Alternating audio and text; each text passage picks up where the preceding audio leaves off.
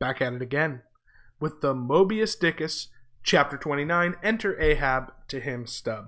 This is another short chapter, and I think it really just builds upon chapter 28, where we establish that Ahab has this sense of inhumanity or difference to him or specialness to him that makes us wonder what he has to say and make us really pay attention once he starts talking. So more legwork is being performed here. I highlighted this passage because it's just so interestingly written in the abstract for the first two sentences, then it transitions to Ahab. So here's the abstract claim. Old age is always wakeful, as if the longer linked with life, the less man has to do with aught that looks like death. Among sea commanders, the old graybeards will oftenest leave their berths to visit the night-cloaked deck.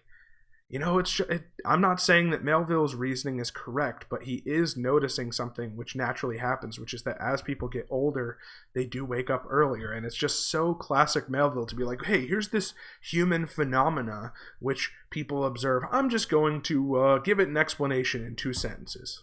Classic Melville. If you don't love people taking home run swings like that, this isn't your book. It was so with Ahab, only that now, of late, he seemed to much live in the open air, that, truly speaking, his visits were more to the cabin than from the cabin to the planks. It feels like going down into one's tomb, he would mutter to himself, for an old captain like me to be descending this narrow scuttle, to go to my grave-dug berth. So once again, this seems to put Captain Ahab into a relationship with something odd and different and weird and not necessarily human. It even says later that he would only sleep like 3 hours a night. There's something going on with this guy, and the tension is just building and building. So we go down to this interaction between Ahab and Stubb, which I definitely could have marked in blue. I mean, I think it's pretty funny, but I guess you kind of have to know where Ahab is coming from to think it's funny. Maybe you just think he's a total psychopath if you haven't read the book, which he totally might be, but we'll see.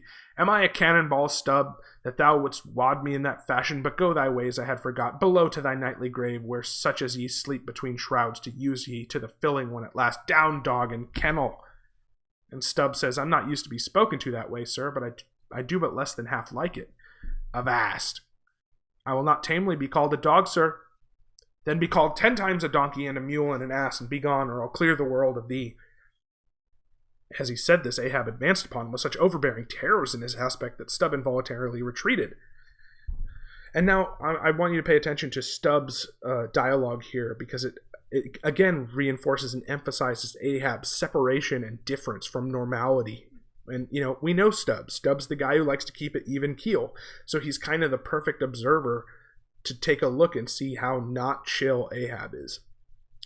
I was never served so before without giving a hard blow for it, muttered Stubb as he found himself descending the cabin scuttle. It's very queer. Stop, Stubb. Somehow now I don't well know whether to go back and strike him or... What's that? Down here on my knees and pray for him? Yes, that was the thought coming up in me, but it would be the first time I ever did pray. It's queer, very queer. And he's queer too. I take him fore and aft. He's about the queerest old man Stubb ever sailed with. How he flashed at me. His eyes like powder pans. Is he mad? Anyway, there's something on his mind, as sure as there must be something on a deck when it cracks. He ain't in his bed now, either more than 3 hours out of the 24, and he don't sleep then. Okay, so once again, there's the reference to him sleeping 3 hours out of the 24, and then, you know, Melville is, you know, once again, building and building that tension. What is on Ahab's mind? And then the last passage I want to look at from this brief chapter is Stubbs', you know, final comment on knowledge and truth, which I find pretty hilarious given how much the text has been interested in this question. Stubb, representing perhaps the devil's advocate in terms of caring about knowledge and truth, dismisses the whole question. He says, damn me, but all things are queer, come to think of 'em, but that's against my principles. Think not is my 11th commandment, and sleep when you can is my 12th.